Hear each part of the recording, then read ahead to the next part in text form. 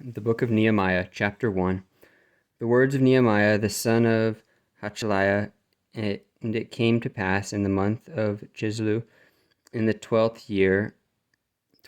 year, as I was in Shushan, the palace, that Hanani,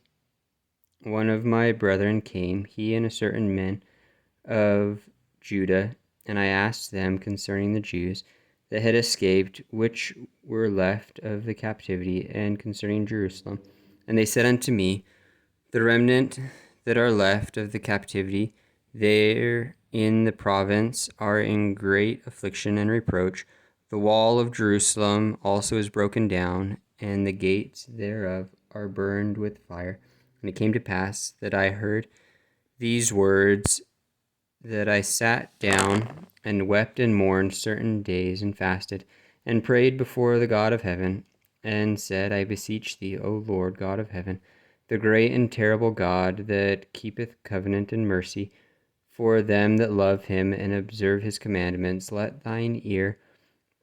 now be attentive, and thine eyes open, that thou mayest hear the prayer of thy servant, which I pray before thee now, day and night, for the children of Israel, thy servants, and confess the sins of the children of Israel, which we have sinned against thee. Both I and my father's house have sinned.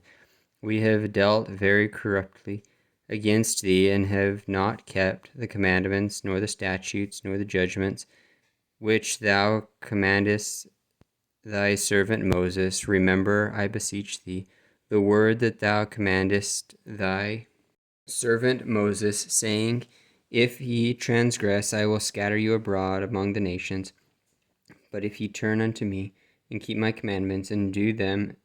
though there were of you cast out unto the utmost part of the heaven, yet will I gather them from thence, and will bring them unto the place that I have chosen to set my name there. Now these are thy servants and thy people, whom thou hast redeemed by thy great power and by thy strong hand. O Lord, I beseech thee, let now thine ear be attentive to the prayer of thy servant, and to the prayer of thy servants who desire to fear thy name, and prosper, I pray thee, thy servant this day, and grant him mercy in the sight of this man, for I was the king's cupbearer.